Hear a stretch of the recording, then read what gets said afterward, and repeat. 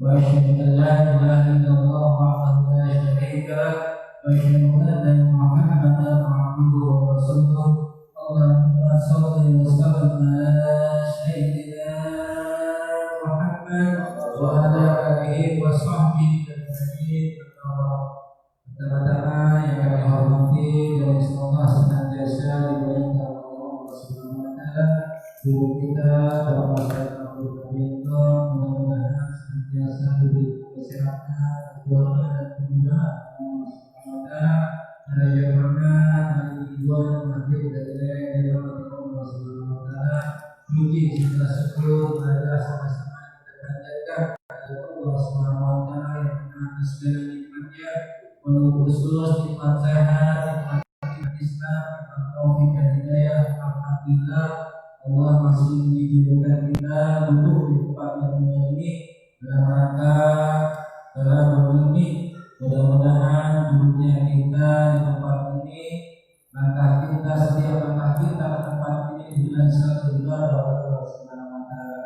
Selawat serta salam kita kembali dan kita Nabi besar Muhammad sallallahu alaihi wasallam beserta para keluarganya, para sahabatnya, para tabi'in, para tabi'in dan insyaallah mudah-mudahan kita yang hadir di sini termasuk keluarga dan para sahabat yang berbahagia.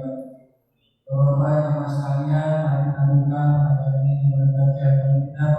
Mudah-mudahan ilmu yang kita tuntut pada malam hari ini menjadi ilmu yang bermanfaat, baik di dunia tapi lagi di akhirat, menjadi perantara dan kita mendapat dari Allah Subhanahu wa taala, menjadi penyebab mengampuni dosa-dosa kita, menerimanya amal ibadah kita.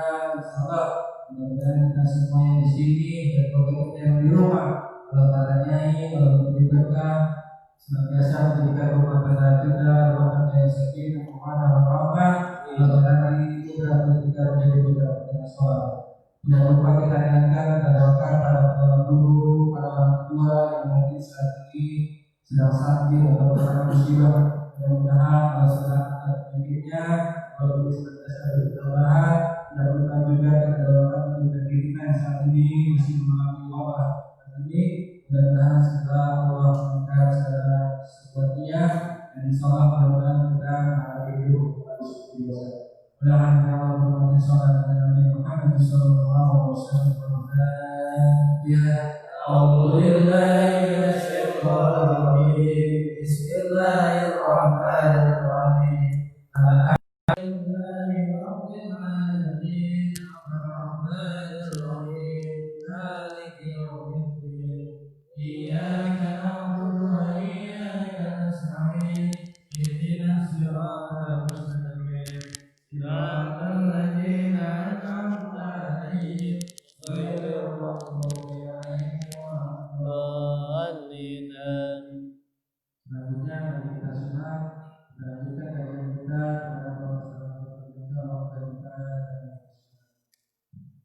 Assalamualaikum warahmatullahi wabarakatuh. Alhamdulillahi rabbil alamin. Alhamdulillahilladzi arsala rasulahu bil huda wa dinil haq liyudhhirahu 'ala dini kullih wa kafa billahi shahida. Asyhadu an la ilaha illallah wa asyhadu anna Muhammadan abduhu wa rasuluh. Allahumma shalli wa sallim wa barik ala sayyidina Muhammadin wa ala alihi wa sahbihi wa ummati ajmain. La haula wa la quwwata illa billahil aliyyil azim. Amma ba'du. Faqala ta'ala fil Qur'anil Karim, a'udzu billahi minasyaitonir rajim. Ya ayyuhalladzina amanu lima taquluna ma la taf'alun. Kabura maqtan indallahi an taqulu ma la taf'alun. Wa qala nabiyyuna Muhammadin sallallahu alaihi wasallam, kun 'aliman aw muta'alliman aw mustami'an aw muhibban wala takun khamisan fatahlik. Al-hadis. Hadratal mukarramin wal mutaramin, segenap jamaah majelis taklim Al-Hidayah malam Senin yang mudah-mudahan Allah muliakan, yang mudah-mudahan Allah terima amal ibadahnya, Allah berkahkan umur dan karuniakan keturunan menjadi keturunan yang soleh-soleh. Amin Allahumma amin. Kita lanjutkan kajian Sulam Taufik kali ini, yaitu faslun wa mimma asil batani, setengah saking maksiatnya. Kalau kemarin kita berbicara larangan hati atau maksiat hati, sekarang maksiatil batni, yaitu maksiat perut. Itu ada 9 macam-macam maksiat perut atau larangan-larangan perut. Jadi kalau ini sampai terjadi, itu termasuk dicatat sebagai orang yang menyalahi perintah, imtisalu awamirillah wajtinabi nawahi, menjalankan perintah dan menjauhi larangan. Nah, itu kalau kita udah tahu larangan ini, kita hindari. Al-awalu, yang pertama yaitu aklur riba, yaitu memakan makanan hasil riba. Nanti kalau kita bahas masalah riba ada segmen pas khusus ya. Riba itu adalah sesuatu yang didapatkan dari kelebihan, sesuatu yang didapatkan dari kelebihan atau merugikan salah satu pihak. Atau seperti gini, kita hutang duit dengan duit dan dikembalikan sejumlah yang tidak sama. Jadi sesuatu yang kadarnya berbeda dalam satu jenis, itu namanya riba. Tapi kalau beda jenis, misal uang dengan barang, itu enggak riba ya. Nanti kita bahas. Sekarang kalau kita sampai makan itu makan riba, misal rentenir ya, kita hutang atau ada bunganya, terus kita beliin makanan, dimakan nama kita, dimakan keluarga kita, itu namanya maksiat perut. Nah, hati-hati. Makanya kalau udah hutang, yang lain aja yang buat makan ya. Ya bukan gitu juga ya. Yang penting kita bersih dari hutang riba. Kalaupun udah sekarang ada riba, itu jangan kita makan. Ya. Nanti kita jelaskan. Riba itu uang dengan uang dengan jumlah yang berbeda.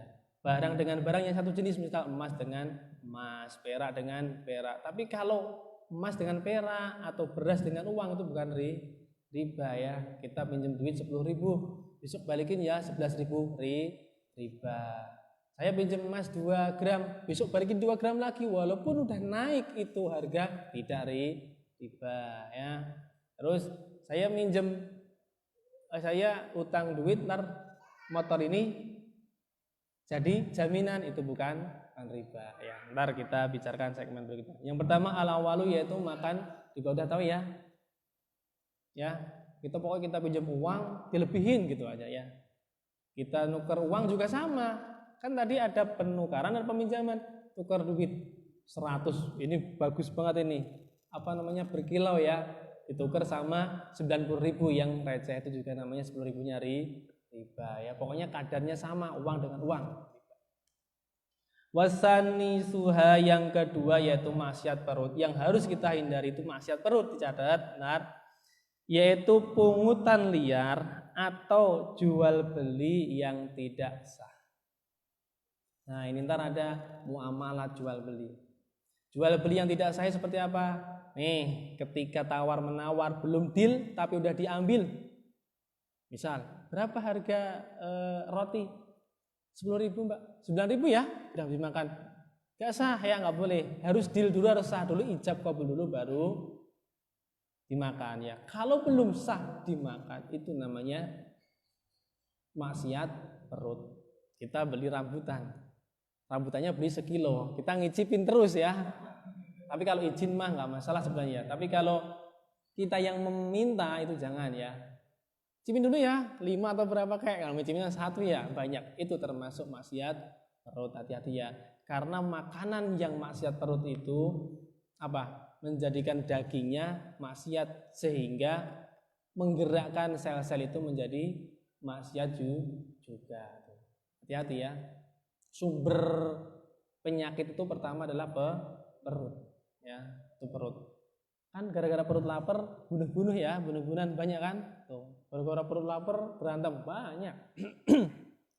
Makanya kalau kita udah tahu yang dihindari ini, yang dilarang ini, imtisalu awamiril wajtinabin nawah ini, kita hindari. Yaitu jual beli yang tidak sah atau pungutan liar. Tahu pungutan liar ya? Nyogok, itu termasuk ya suap, termasuk di dalamnya ya. Hasil suap kita belanjakan, nggak boleh ya. Apa itu suap? Suap itu adalah yang harusnya tidak sah dijadikan sah. Kemudian saya ditanya, Pak, kalau kerja bayar sah enggak? Nih ada dua. Kalau kerjanya dia udah tes dan gagal terus bayar jadi sah, itu enggak boleh. Tapi kalau dari awal bayar tuh boleh. Ya. Jadi ketika kita tes gagal nih, nanti bayar dari lulus, itu suap. Tapi kalau dari awal udah bayar duluan dibantu, itu enggak suap. Beda ya. Jadi yang harusnya sah, yang harusnya tidak sah jadi sah, itu suap. Tapi kalau dari awal kayak bikin SIM ya. Bikin SIM harusnya tes dulu, nggak lulus terus bayar dari lulus, itu nggak sah. Tapi kalau mending langsung bayar dari awal, itu ya bedanya. Ya, suap. Sah menjadi tidak sah. Itu suap. Terus jual beli yang dalam tawaran orang, masih nomor 2 ya. Maksudnya barang masih dalam tawaran orang, terus kita beli, itu nggak boleh hukumnya ya, apalagi kita makan, itu nggak boleh ya. Ini berapa ini rambutan Mbak? 10.000 ya, 5.000 aja lah. Baru tawar-tawar udah, nih saya beli 10.000. Nggak boleh ya, biar dua orang ini memutuskan ijab dulu atau berhenti dalam transaksi. Jadi kita membeli dalam tawaran orang itu nggak boleh. Kecuali kalau sistem lelang itu ya, itu udah disepakati ya. Berapa? 100 juta. Berapa? 200 juta, itu boleh. Tapi kalau masih ada tawar-menawar terus kita nyelonong aja terus kita ngambil, itu nggak boleh. Apalagi itu kita bayar kita makan, itu termasuk maksiat. Oh, banyak ya jual beli. Terus jual beli yang ditutup-tutupin. Misal, itu nomor 2 masih ya. Jual beli yang ditutup-tutupin itu, ini buah ini manis ya, tapi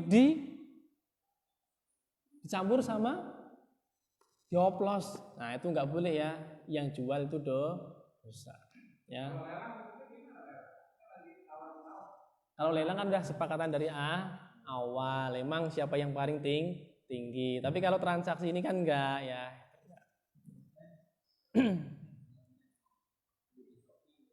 Di Shopee. Itu rebutan ya, itu undian. Nah, undian itu ada 2, antar mazhabnya banyak itu ya. Bahas sekarang nggak kelar. Nah, terus yang selanjutnya jual beli tadi yang ditutup-tutupin atau jual beli dioplos nih. Harusnya ini duku Palembang dicampur dengan duku Cikarang ya.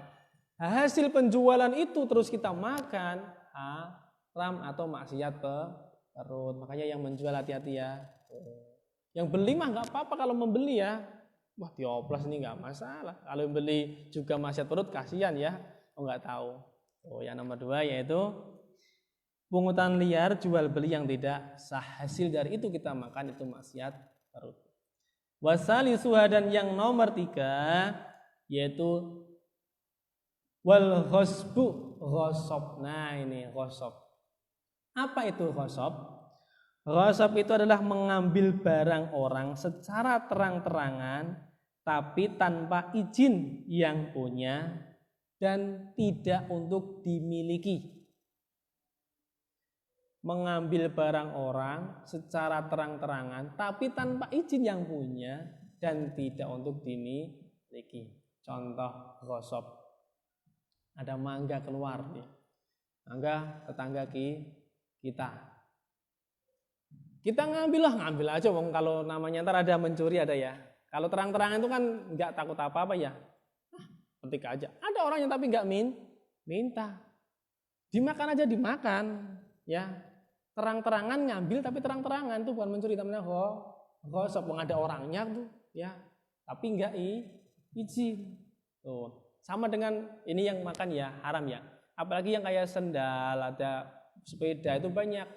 Terang-terangan kita minjem, itu masih ghasab, itu tanggungannya masih dosa. Tapi kalau ntar pulangin minta maaf itu baru maaf. Tapi kalau makan udah dimakan gimana? Kalau misalkan tadi saya ngambil itu tapi nggak izin, ikhlasin ya, nggak mau, coba jadi apa? tetap haram kan. Tapi kalau barang mungkin jadi halal kalau nggak kita makan. Apalagi ini yang dibahas maksiat perut. Jadi sesuatu yang diambil secara terang-terangan tapi tanpa izin yang punya dan tidak untuk dimiliki. Maksudnya tidak semua untuk diambil tuh ghosab tuh ya. Ini bukan mencuri. Ini udah sama-sama tahu ini enggak. Tetap kita ada harus ngomong dahulu. Minimalnya ntar kalau keluar saya waktu ngambil ya silakan, itu udah izin. Tapi kalau belum izin sama sekali itu ghosab. Paham ya? Ghosab ya. Meminjam terang-terangan Bu, itu juga ghosab. Sepeda nih orang motor ya. Wah enggak ada orang, pakai aja. Nah, itu ghosab ya namanya ya. Ghosab juga. Ghosab itu terang-terangan dan tidak untuk dimiliki. Kan dibalikin lagi ntar. Ya, beda ya. Itu ghosab. Masih ada kategori maksiat. Berarti di situ ada dosa. Kecuali kita minta maaf dan mengganti kalau ada kekurangan, itu insya Allah dimaafkan. Paham ya? Ghosab. Makanya fikih ini lengkap ya. Wasariqatu wa kullu ma'dhunin bi mu'asan malatin. Ya, secara terang-terangan dan tidak ingin memiliki. Itu ghosab. Tidak, saya minjem sendal kok. Kalau namanya minjem kan dibalikin. Tapi kalau minjem itu adalah ngomong izin tapi enggak izin, itu ghosab. Apapun ya. Jadi kalau minjem enggak ada orangnya, minimalnya kita izin yang tahu dulu. Kalau enggak ada orangnya ya ntar kalau habis ngulangin kita harus izin. Tapi pada waktu kita memakai itu masih dalam kondisi ghosab. Ya, masih tanggungan dosanya ya. Tapi kalau kita maaf, ya udah dimaafkan. Yang penting jangan makanan. Kalau udah terlanjur dimakan terus enggak dimaafkan gimana? Kalau berikan sesuatu enggak dimaafkan gimana? Udah balik lagi ya. Terus yang kelima maksiat perut yaitu wasarbul muharram hadrobi syar'un. Mencuri. Lah ini beda. Kalau mencuri itu mengambil barang secara sembunyi-sembunyi dan ingin dimiliki, itu mencuri. Misal ada anggur tetangga misalnya. Kan pasti lihat kanan kiri ya, gak ada orang, ambil dimakan habis. Secara sembunyi-sembunyi dan ingin memiliki, itu mencuri. Sepeda motor, gak ada orang, diambil, dijual. Itu merasa memiliki, untuk memiliki itu mencuri namanya. Nah, ini dosa besar. Apalagi hasilnya itu terus dimakan. Itu maksiat perut. Pencuri, penadah sama ya. Penyalur. Itu hasilnya itu dimakan, itu maksiat perut. Kalau namanya maksiat kan dosa. Kami ajari ya. Yang ke-5 ya. 4 apa 5? 4. Nah, mencuri. 4 ya. 3 ghosab, 4 mencuri. Sekarang wal khamsuha, yaitu yang tahu ya kalau mencuri yang usah dijelasin ya. Nggak usah anak aja tahu mencuri. Pokoknya mengambil barang bukan haknya tanpa izin orang itu dan ingin dimiliki. Tapi kalau tidak ingin dimiliki terus dibalikin lagi paham ya bedanya ya? Udah paham? Nah, dua-duanya enggak boleh. Walaupun ghosab itu kalau ditimbang mah dosanya agak ringanan ya. Tapi tetap enggak boleh. Kalau mencuri udah besar, dosa besar. Karena kafarat mencuri itu adalah potong tangan. Ya. Kalau di Arab ya ada ya potong jari 1. Berarti udah pernah mencuri 1 kali. Jari 2, 3 kali gitu ya. Tergantung beratnya apa yang kadar yang dicuri ya. Ada itu, peraturannya ada. Itu namanya qisas ya. Mencuri balas potong, bunuh balas bunuh. Oh ya, kalau kecuali dimaafkan. Yang nomor 6 maksiat, yang nomor 5 maksiat perut yang harus kita hindari sebagai orang yang bertakwa. Kan kalau bertakwa itu menjauhi larangan, yaitu wasarbul khamri, meminum khamr, arak ya. Kalau di sini banyak apa namanya, whisky ya, terus kopi miring gitu ya. Itu sama khamr, arak ya, bukan mereknya itu aja. Dan anak-anaknya pokoknya yang itu semuanya ya. Ini mah nggak ada Al-Quran, Al-Quran artinya arak doang ya. Topi miring nggak ada ya, cap orang tua nggak ada. Itu tetap itu termasuk dalam khamar ya. Minum itu adalah maksiat perut. Jadi dosa. Berarti sekalian, berarti kalau maksiat perut itu sekalian dia haram makanannya, ya nggak?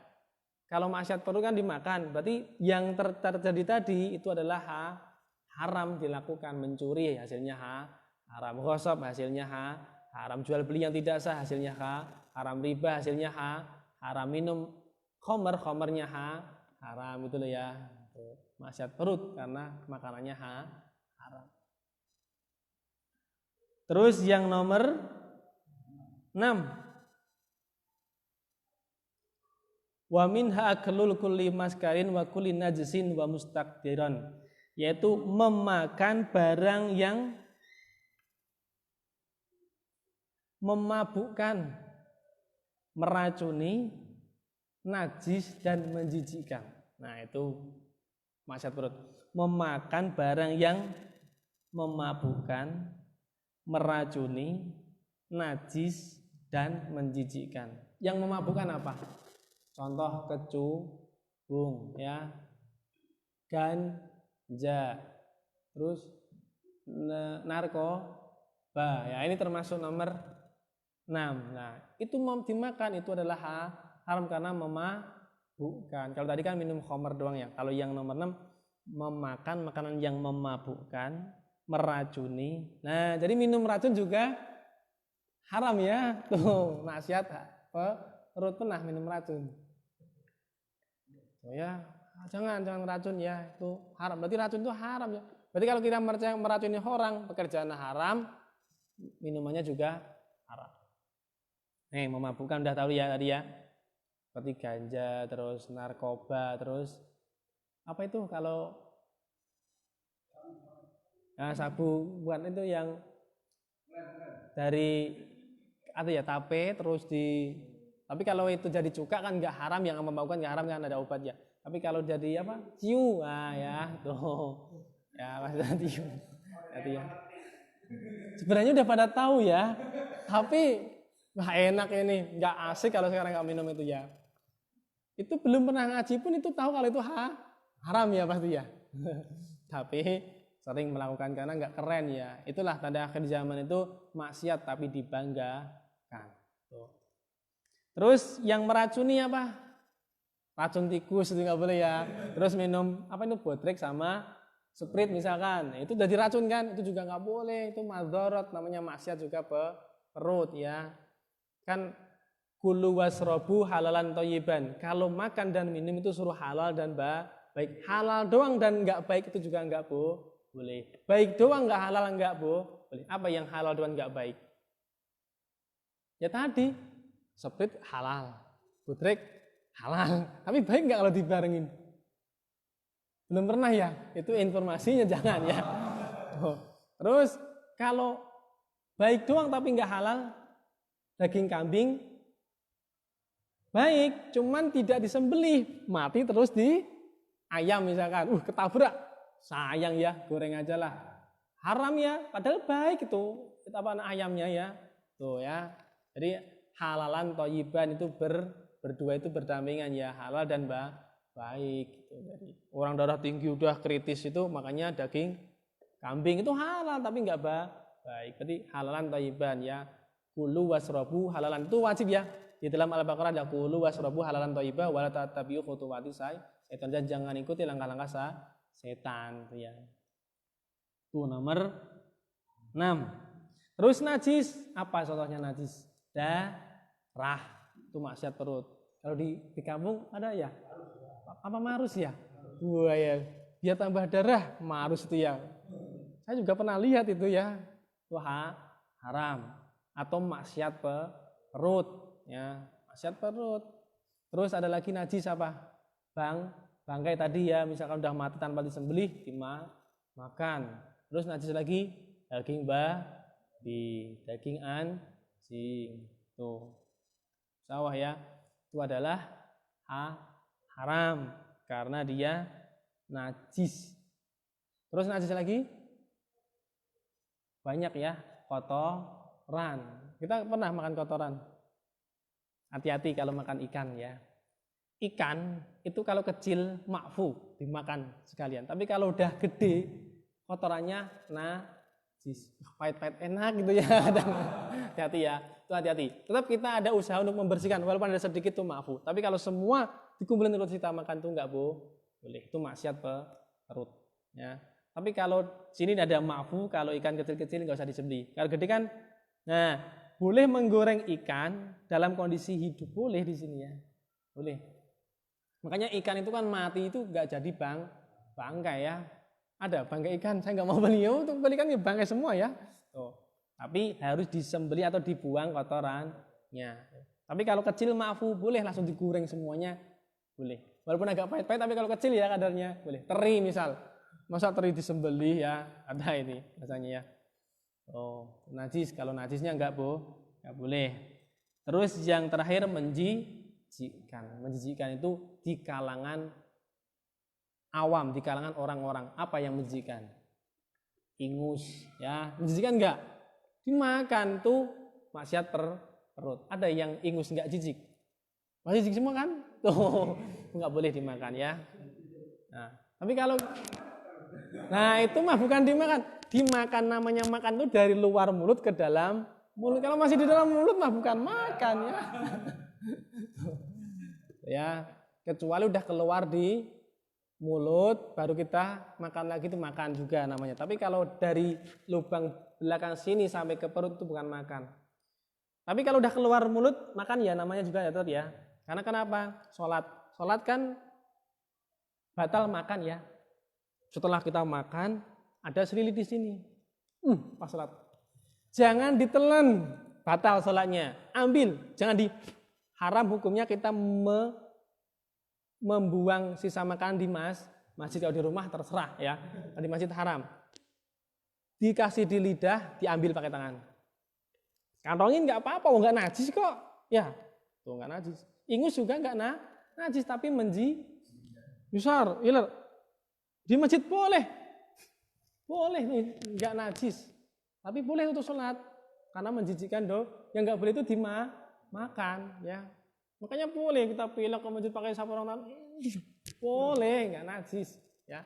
Tapi menjijikkan ya, nggak boleh dimakan. Jadi ya. Terus jadi kalau ada selilit-selilitan itu ya, kalau diem aja. Tapi kalau bisa lepas, jangan ditelan, batal sholatnya. Diambil aja pakai tangan. Kasih di saku atau di serban boleh. Ya. Kan satu gerakan kita ngambil ya. Kalau buang itu ngotorin masjid, haram hukumnya, nggak boleh ya. Ya, nggak boleh diambil. Ya, hati-hati ya. Makanya kenapa kok siwak itu disunahkan setiap mau sholat, membersihkan. Apalagi kita habis makan daging ya. Kalau daging itu selilinnya, banyak sampai sakit gigi ya. Oh ya. Dan Rasulullah juga ingat kalau ada sisa di gigi, kalau jangan sayang, buang ya. Rasulullah itu membuang sisa-sisa di gigi, tapi Rasulullah memakan sisa-sisa di jari. Tapi kalau sisa di gigi udah sejam yang lalu, masih dagingnya gede, sayang nih, buang aja ya. Oh ya, buang aja ya. Nomor 6 ya, tadi menjijikan, dari memabukkan, meracuni, najis dan Ada apa lagi yang menjijikkan? Upil ya, sama yang ingus upil itu Pak ya. Itu nggak boleh ya, jijik ya. Ada lagi yang jijik lagi. Hewan ada yang menjijikkan. Misal bekicot. Nah, bekicot ada 2, tapi kebanyakan ulama memang bekicot itu menjijikkan, kategori haram. Ya. Tuh, jijikkan ya.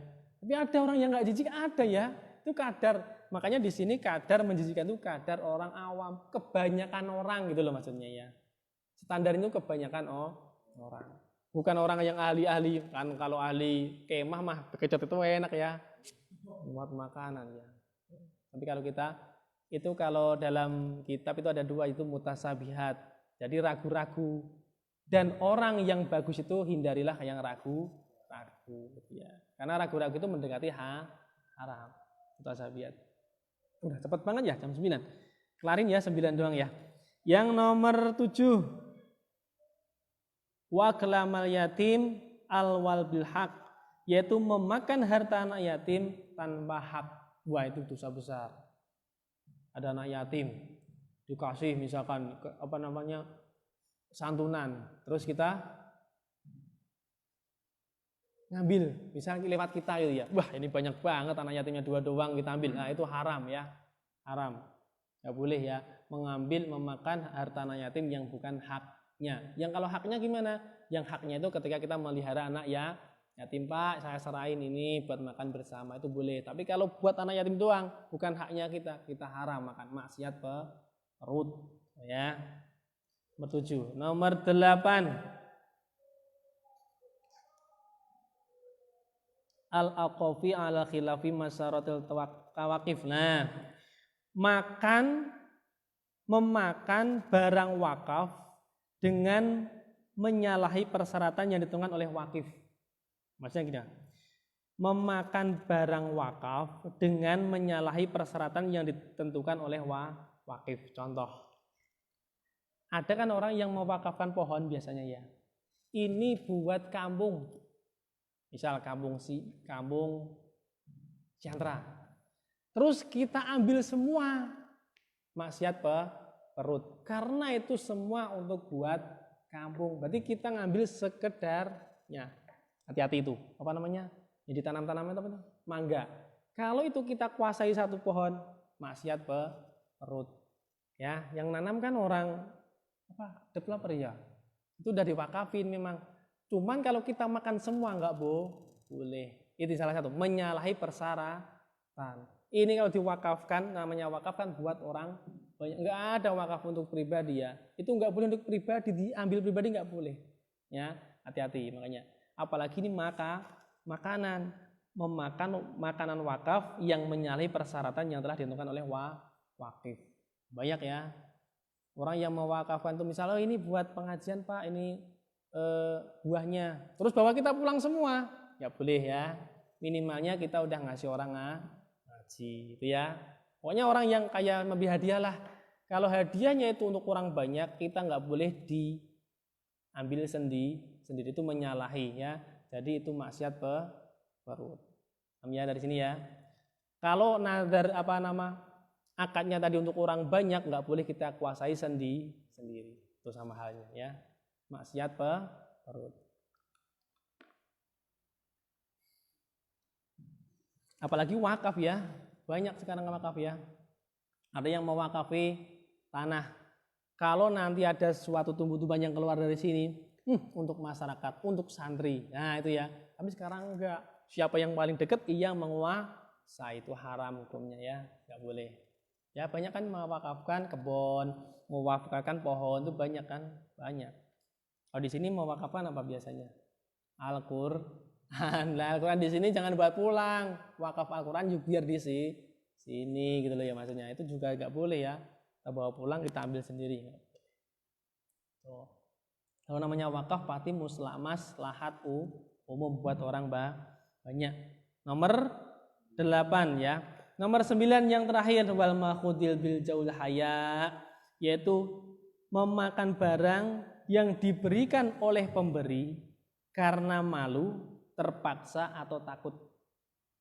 Memakan barang yang diberikan oleh pemberi karena malu, terpaksa atau takut. Paham? Nih, misal ada orang bawa makanan, todong, kasih enggak? Dia kan takut kan ya, dikasih. Nah, makanan tadi haram atau maksiat perut. Lagi, karena malu, terpaksa dan takut. Terpaksa misal. Kita jalan, wah ada omongan terus ya, wah ini kok masa makanannya banyak gini. Padahal ini sebenarnya mau dibawa pulang, tapi diomongin terus di jalan ya. Masa omongan gitu, makanan dibawa pulang semua gini. Terpaksa deh, gitu. Yang ngasih terpaksa, itu makanannya haram atau maksiat perut. Ya hati-hati ya dengan makanan itu ya. Jangan dipaksa kalau orang masalah makanan. Ya itu ya. Jadi memakan barang yang diberikan oleh pemberi karena malu, terpaksa dan takut, apalagi ditodong nih, kasih enggak? Wah udah jelas itu penodongan kok ya. ya, terpaksa dan malu juga bisa malu.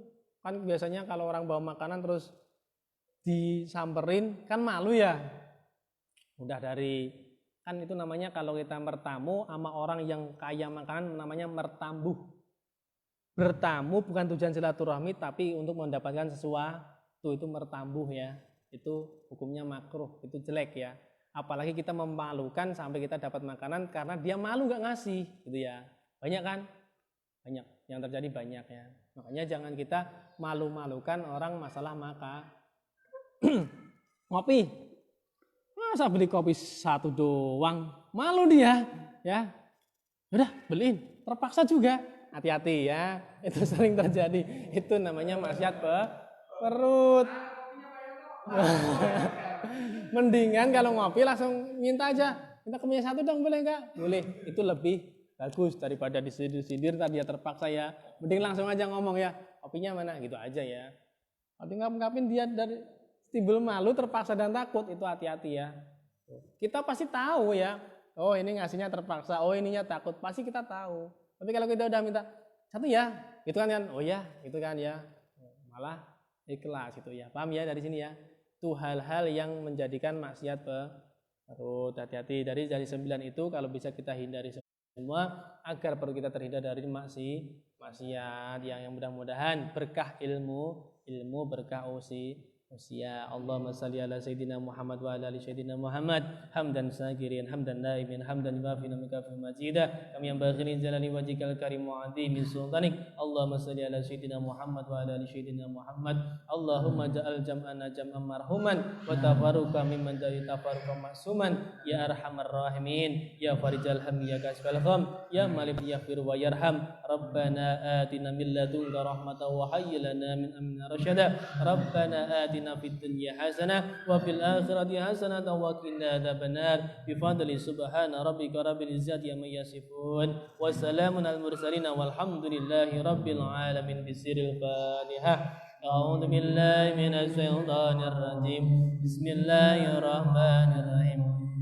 Alhamdulillahi rabbil alamin arrahmanir rahim maliki yaumiddin. Iyyaka na'budu wa iyyaka nasta'in. Ihdinas siratal mustaqim. Siratal ladzina an'amta 'alaihim ghairil maghdubi 'alaihim waladdallin. Amin. Subhanakallahumma wa bihamdika asyhadu an la ilaha illa anta astaghfiruka wa